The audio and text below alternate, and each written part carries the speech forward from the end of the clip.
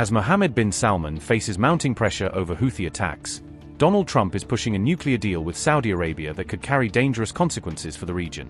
Trump has reportedly sent a proposed Saudi nuclear cooperation agreement to the U.S. Congress, prompting concerns that its safeguards may not be strong enough to prevent sensitive technology from being weaponized.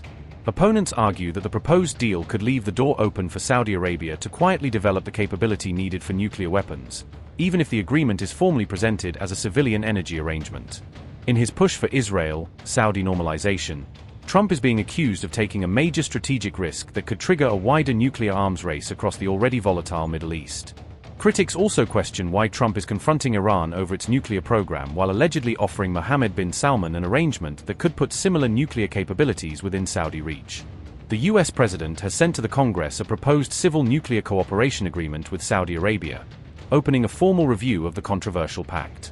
Trump submitted the proposed America-Saudi agreement on civilian nuclear energy, a deal that would permit American companies to export civilian nuclear technology to the kingdom.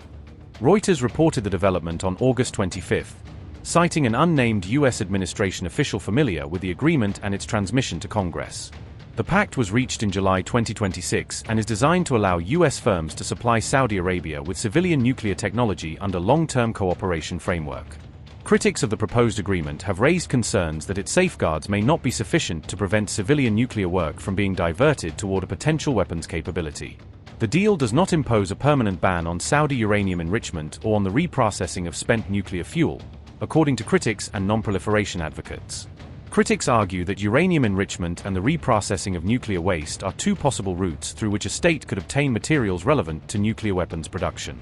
In contrast, the United Arab Emirates accepted both enrichment and reprocessing restrictions in its 2009 civilian nuclear cooperation agreement with the United States. Trump has continued to insist that the Saudi nuclear agreement will move forward only if Riyadh normalizes diplomatic relations with Israel by joining the Abraham Accords. Saudi Arabia, however, maintains that normalization with Israel must be preceded by an irreversible and credible pathway toward the creation of an independent Palestinian state. If Congress does not pass a joint resolution rejecting the agreement within 90 session days, the Nuclear Cooperation Pact can take effect, as per news agency Reuters. If Congress votes to block the agreement, Trump could veto that resolution, and lawmakers would need a two-thirds majority in both chambers to override the presidential veto.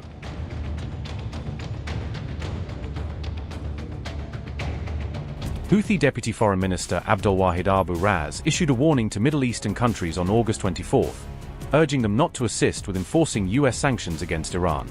Abu Raz said regional governments should avoid participating in Washington's sanctions campaign, which seeks to increase economic pressure on Tehran. He alleged that the measures form part of a psychological war directed against the Iranian people.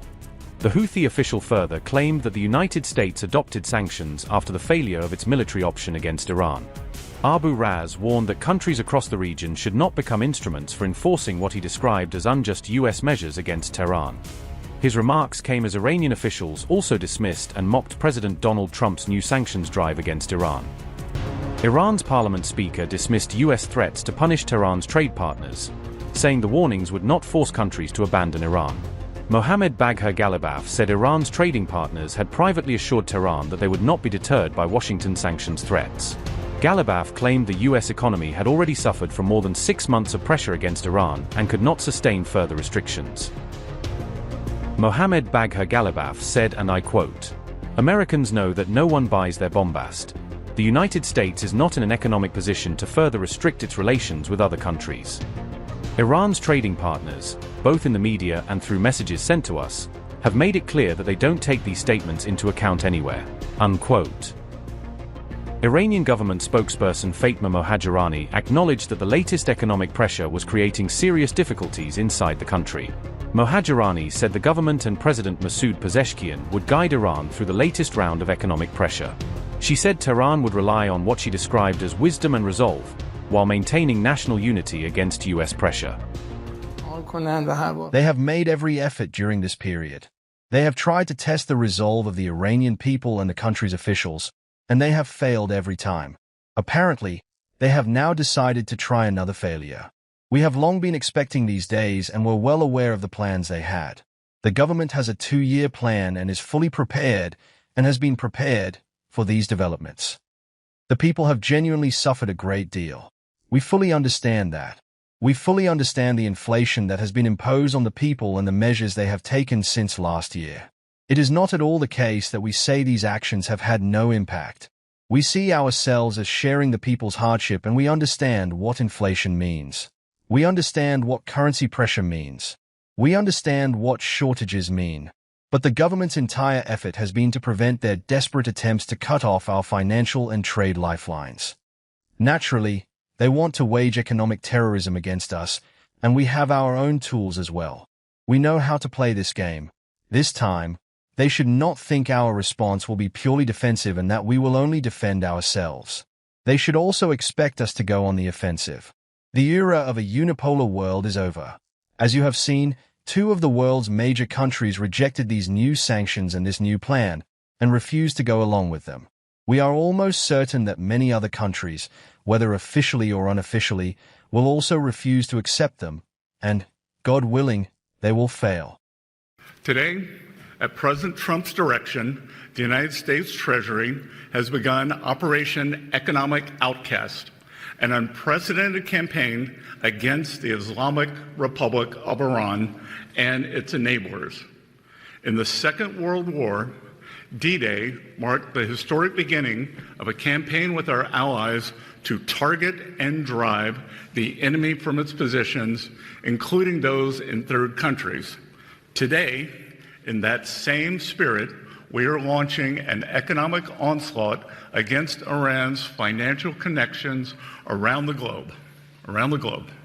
Our objective is to sever every economic lifeline that sustains this tyrannical regime until Tehran stands alone. Iran's fanatics devote themselves to death to America and seek nuclear weapons to do just that. They have murdered and maimed more of our citizens and service members than any other terrorist regime on earth. And they have been at war against America, their neighbors in the Gulf, and much of the world for 47 years. President Trump has taken action that his predecessors have long deferred. And under his leadership, America is no longer managing the Iranian threat. We are ending it. Our great armed forces have laid the groundwork for achieving the President's objective of preventing Iran from ever obtaining nuclear weapons. They have shown America's resolve to finally end this threat. And the strength of America's economy under President Trump allows us to wage this sustained financial operation alongside the might of our military. Iran now faces a very clear choice with only 2 paths before them: complete global isolation and a subsistence economy, or a path back to normalcy with an opportunity to rejoin the global economy. Today, we are launching Operation Economic Outcast to foreclose every other option available to the Iranian regime. Upgrade your news experience with the all-new HT app. Download now.